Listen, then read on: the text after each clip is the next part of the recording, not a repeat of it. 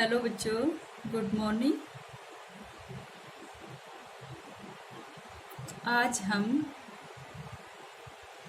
ज्ञान के विशिष्ट विशिष्ट प्रकारों के बारे में पढ़ेंगे। कल हमने ज्ञान के सामान्य रूप के बारे में यानी कि सामान्य प्रकार के जो ज्ञान था उसके बारे में चर्चा की थी।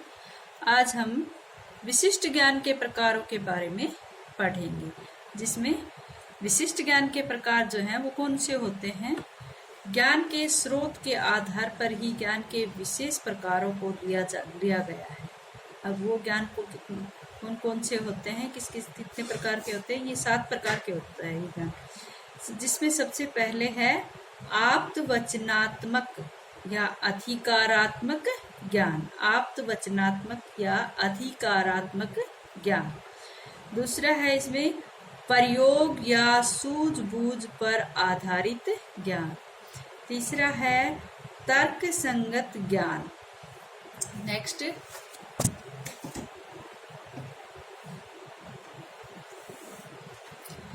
नेक्स्ट जो है वैज्ञानिक ज्ञान। वैज्ञानिक ज्ञान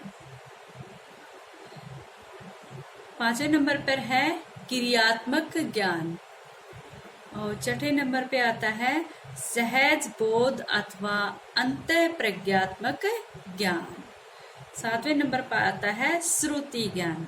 श्रुति ज्ञान। अब इन सब के बारे में हम यहाँ पर चर्चा करेंगे। सबसे पहले हम पढ़ेंगे आप्तवचनात्मक ज्ञान। आप्तवचनात्मक ज्ञान क्या होता है, या फिर इसको अधिकारात्मक ज्ञान भी कहते हैं। आप्तवचनात्मक, देखो बेटा, शाब्दिक अर्थ में देखें तो आप्त का अर्थ होता है विश्वसनीय या प्रामाणिक।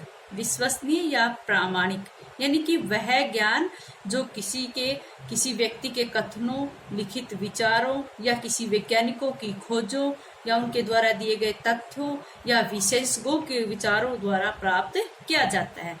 आप्त का अर्थ क्या है यहाँ पर? विश्वसनीय या प्रामाणिक। और यहाँ पर विश्वसनीय या प्रामाणिक का मतलब क्या है कि किसी विषय विशेषज्ञ या किसी ज्ञाता या किसी वैज्ञानिक या किसी विशेष व्यक्ति के कथनों या फिर उसके द्वारा दिए गए लिखित विचारों को या वैज्ञानिकों की खोजों को यहाँ पर आप्तवचनात्मक ज्ञान के अंतर्गत लिया जाता है। वहां पर हम ये विश्वास कर लेते हैं कि ये ज्ञान अटल है, इस ज्ञान को हम नकार नहीं सकते हैं। ये ज्ञान हमारे द्वारा प्राप्त नहीं किया जाता है, किसी विषय विशेषज्ञ द्वारा या किसी अधिकारी के द्वारा। इसीलिए इसे अधिकारात्मक ज्ञान भी कहा जाता है, क्योंकि ये ज्ञान किसी अधिकारी द्वारा भी दिया जाता है। देखो, आप्तवचनात्मक ज्ञान क्या होता है? ऐसा ज्ञान न तो स्वयं अपनी इंद्रियों को देकर होता है और न ही स्वयं तर्क करके प्राप्त किया जाता है।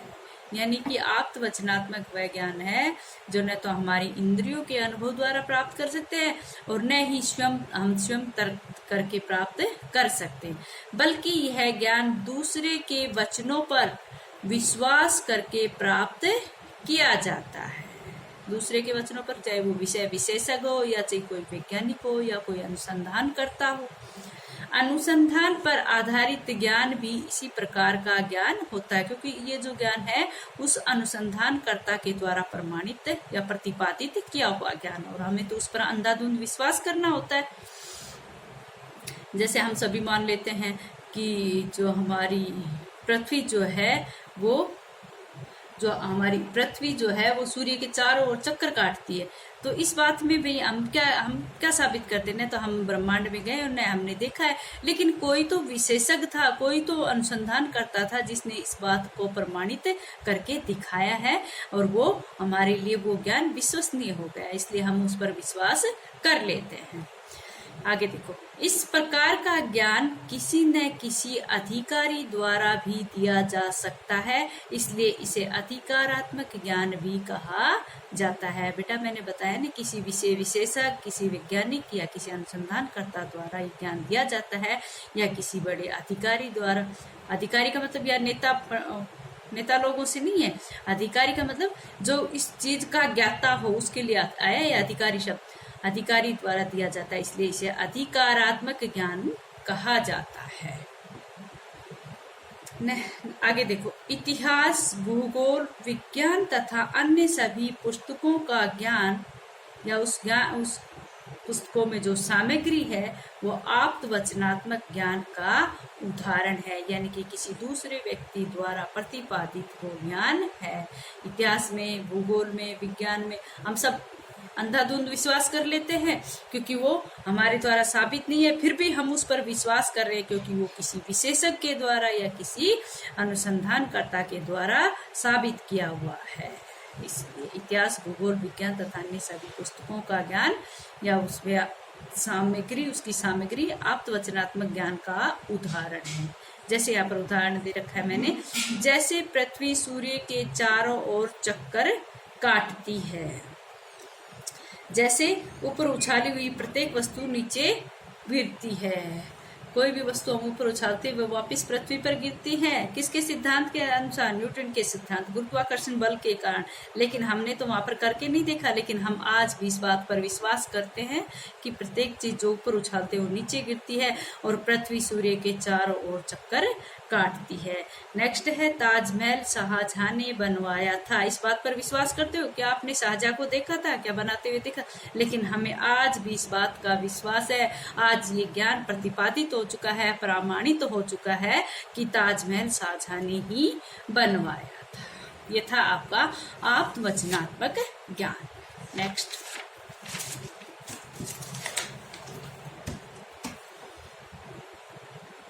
नेक्स्ट है प्रयोग या सूझबूझ पर आधारित ज्ञान। प्रयोग या सूझबूझ पर आधारित ज्ञान।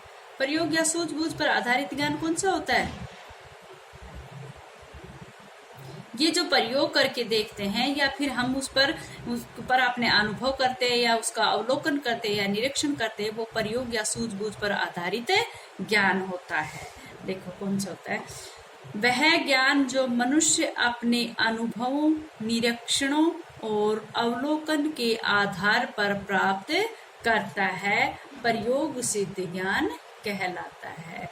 वह ज्ञान जो मनुष्य अपने अनुभवों, निरीक्षणों और अवलोकन के आधार पर प्राप्त करता है, प्रयोग सिद्ध ज्ञान कहलाता है, क्योंकि मनुष्य ने उसको स्वयं करके देखा है, अपनी सूझबूझ से और अपने अनुभव से उस कार्य को सिद्ध करके दिखाया है। उस प्रयोग सिद्ध कार्य को तब कहलाता है क्योंकि उसने, मनुष्य ने स्वयं उसके ऊपर प्रयोग करके देखा है, उसने अपने अनुभवों से और अपने प्रयासों से उसका निरीक्षण किया है, अवलोकन किया है, फिर उस ज्ञान को प्रतिपादित उसने किया है। देखो इसमें क्या है? इस प्रकार का ज्ञान इंद्रिय अनुभव से संबंधित है। इस प्रकार का ज्ञान क्या है? क्योंकि मनुष्य अनुभव कर रहा है, खुद निरीक्षण कर रहा है, खुद अवलोकन कर रहा है, तो उसकी इंद्रिया तो सक्रिय है वहां पर। इस प्रकार का ज्ञान प्रत्यक्ष ज्ञान होता है, और इस प्रकार से यानी कि अवलोकन किया, निरीक्षण किया और स्वयं अनुभव किया, तो वो ज्ञान प्रत्यक्ष ज्ञान होता है। नेक्स्ट है तर्क संगत ज्ञान। इसको तर्क संगत ज्ञान क्या होता है? तार्किक ज्ञान। तार्किक ज्ञान कौन सा होता है बेटा? जो हम तर्क देना एक प्रकार से, और तर्क जो है यहाँ पर कहा गया कि जो बुद्धि जो है वो तर्क देती रहती है? तर्क, और जो तर्क होता है वो ज्ञान का स्रोत है, और तर्क में बुद्धि का सहारा लेकर अनुमान लगाया जाता है। जैसे अब वर्तमान में जो कोरोना की स्थिति चली हुई है, तो उसके ऊपर जैसे कोई भी विशेषज्ञ है या कोई भी वैज्ञानिक है, कोई भी डॉक्टर है, वो अपनी तरफ से तर्क दे सकता है, और वो जरूरी नहीं कि सभी के तर्कों को मानना जाए, लेकिन जहाँ पर जो सही होगा उसको मान लिया जाता है।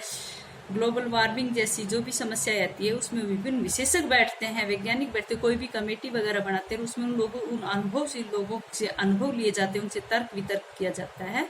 तो इस तरह से तर्क बुद्धि का सहारा लेकर अनुमान लगाया जाता है, और वो लोग अपने अपने अनुमान देते हैं। अब उनमें किन किन का तर्क सही है उसको फॉलो किया जाता है, और किस किस का नहीं है उसको वो रह जाते हैं।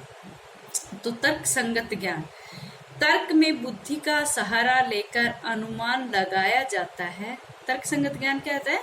तर्क में बुद्धि का सहारा लेकर अनुमान लगाया जाता है तथा इस क्रिया से ज्ञान प्राप्त होता है कि भाई क्या सही है क्या गलत है, क्योंकि बुद्धि क्या करती है? बुद्धि सोच समझ कर उसका जवाब देती है। बुद्धि का कार्य सोचना, कल्पना करना, विचार करना तथा तर्क देना। तो कहते हैं कि ये सारे कार्य बुद्धि के, बुद्धि जो है वो सोचती रहती है, कल्पना करती रहती है, विचार करती रहती है और तर्क देती है।